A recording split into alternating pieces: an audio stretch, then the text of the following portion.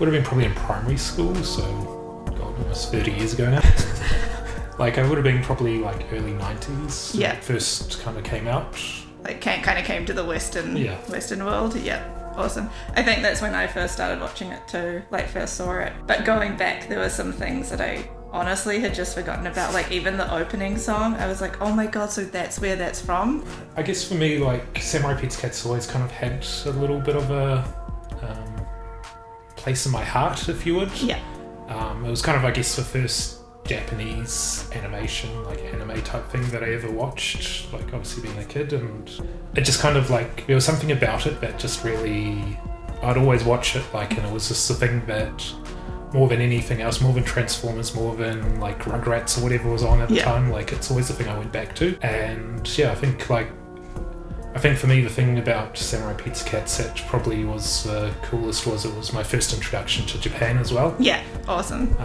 And it's quite a cool introduction to Japan as well, based on that Tokyo kind of vibe and that whole animation. I think everyone has like a gateway anime. Yeah, I know, it was probably my gateway. Like it was just like something that really kind of spoke to me, like as a 8-year-old child or whatever I was. And yeah, like even like years later when I watched it again, like it still had that magic. And I just finished rewatching it again, or about 2 episodes from the end, and awesome. Like it's still got that magic. Like it's definitely like looking back at it as an adult, like it's a lot more kiddie friendly than I remember. Yeah.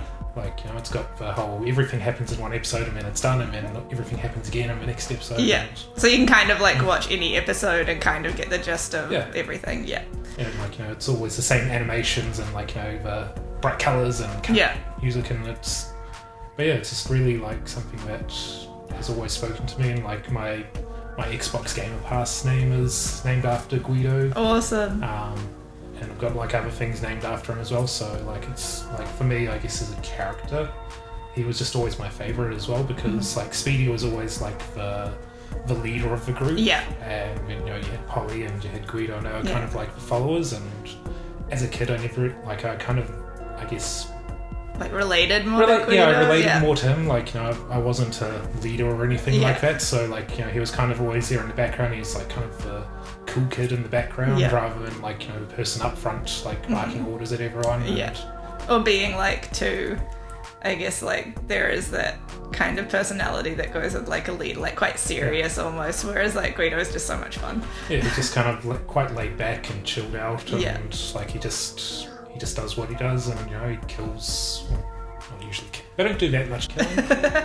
But, you know, he takes out the bad guys, like, you know, blows up their machines and stuff like that, you know, and then Speedy gets all the credit usually. Yeah. But, you know, he just kind of, he does this thing, and then, you know, there's a couple of episodes where he's like the main focus, and like those, I just watched one of them the other day actually, and I was like, yeah, I get this now. Yeah. Awesome. That's so cool. I think, like, because I can't even remember what I watched it on, if it was like Cartoon Network or like what TV it was on. It was definitely almost a weird one that we got in the West. I mean, like, I think when I first watched it, it was on like TV2 and like the mornings or something like that, and then it just started rerunning on like one of the Sky Cartoon Network channels or something. Yeah. I mean, now it's almost impossible to actually find it anywhere. Like even online, like I found some episodes on YouTube. Yeah, YouTube's kind of like the best place to watch it now, but yeah, trying to track it down is pretty hard. And Guido's kind of like he's lazy, well not lazy, I won't call him lazy, because he's chilled and laid back, like you said, and he's kind of a bit more of like a romantic-y kind of character. He is, like, I mean, I don't know why as a kid, like I kind of resonated with that, but yeah, like watching it back as an adult, it's like, oh, actually he's kind of, sometimes he's a little bit of a skee-ball, like, you know, he's kind of like, you know, like all over Polly and like the other girls and stuff, and it's like, oh. He's just got a big heart, wants lots of love. Yeah, exactly. What I didn't know, and that I learned when I was watching the new one, was that, so it was made in Japan, and then the translations for it was so bad that it was pretty much just like they didn't have a script for the Western one. They had the Japanese script, and I've tried finding like the original Japanese version, and it's quite hard to actually find it. But yeah, like the Western one, they basically just had to start from scratch, and they put in all the references that were kind of like Western, like, you know, there's things about America's Funniest Home Videos and like obviously Teenage Mutant Ninja Turtles, which was big at the time, and like a lot of very like 90s references that I think like if kids are watching it today they wouldn't understand. Yeah, probably most of the not. thing that Might you're have talking just about. gone over their head a little bit. It'd be cool though to see the Japanese one and see what was actually like if it was more serious. Yeah, I mean from what I've read, like the Japanese one wasn't that serious either, but like I think the thing about the translated version of it is that it's so like it's almost like that 4-4 breaking, like very self-aware type of thing that you have nowadays, like your Deadpools and stuff like that, where like they realise they're in the cartoon and they're not like taking themselves too seriously. And I mean I think maybe that was part of it as a kid as well, was that they didn't take themselves too seriously, whereas a lot of other cartoons like they're more serious. Yeah, like the Batmans or the Supermans kind of thing. Yeah, for sure. Yeah, I just thought that was crazy that they just kind of had no script. But like you said, it's like, the bad guy. Yeah. And I think that might be where there's those arguments whether Big Cheese is a fox or a rat, like, kind of come in, maybe with the translations. Like, maybe in the Japanese one, he came across a bit differently. I'm not sure, but... Yeah, I mean, they're all... I'm not going to try and say the word, but all, like, human-like. And exactly. But they've kept some of those features, so yeah, like, I mean, you look at it and you think... I'm pretty sure he's a rat because of Big Cheese, but like, that silly says a kid's brain, that's what I always thought. Yeah. But yeah, like, it could be a fox. But in the Japanese, it might have like a totally different name. I did track down the Japanese opening and it's quite different, like versus the American one, but I think the Western one has that real, like the only thing I can think of to describe it as is like Animaniacs-y, like craziness. Yeah. Anything could kind of happen. When the West got hold of it, they were like, we'll just piece this together. It's cats fighting robots with crows in it. Yeah, I mean, working at a pizza place. You can kind of like put any words to that and it probably would have made sense. Exactly. And there was ones like Animaniacs or, some of the Looney Tunes stuff that it was just like, what is going on? Yeah. I did see that there was a game too. Did you ever play the game? I don't know. I mean, I might have as a kid, but I mean, like, when I was a kid, like, I was always very much, like, Sonic the Hedgehog and, for sure. Golden Axe and stuff like that, so, like, didn't have a lot of money as a kid, so, probably, like, if it was out, my parents were like, oh, no, it's too expensive. Yeah, fair enough, yeah. Now I'm going to have to go track it down. Yeah, track it down and see if you can find it. I don't know. Like, I'm sure you could find, like, a... what do you call it? Emulation sites. Yeah, like an emulation kind of game for it.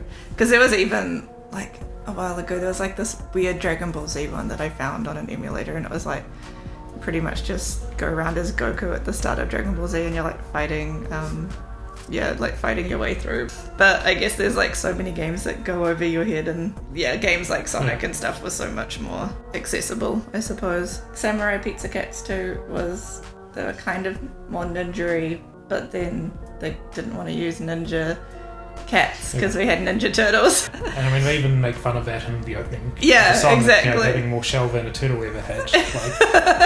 It rips on a lot of stuff, and I think that's really cool. Yeah, I think that's like using samurais in it was quite good because it's something that's instantly like Japan. Like everyone hears samurai, they think Japanese. They don't think anything else. So. Yeah, but it was having like fun having those fourth wall breaks, and then they're kind of making fun of themselves being a Western cartoon in that kind of 90s time.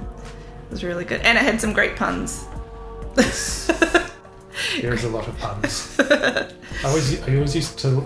I still love like when they shoot the gun with like when they fly out. There's the mother and the child, and just they're always so deadpan with what they say. Like it's just like it's kind of like dad humor, but I guess it was like really. It was still really funny. As a kid, it was funny, and like even now, like I still look and go, actually, no, it's kind of funny. Yeah, and like wholesome enough, but still, still good humor. There was an episode that I do remember where they're like going through the stats of each character, and I'm pretty sure Guido was like not the worst, but there was something where like he had a tumor or something. I never really got into Dragon Ball Z or Pokemon like when I was a kid. Like I just kind of obviously missed the craze by like a year or something like that. So like all my friends were really into it, but I never really got into it. So I didn't actually get into like most anime until probably about 10 years ago. Oh wow, cool. Like I started kind of Evangelion. Yeah.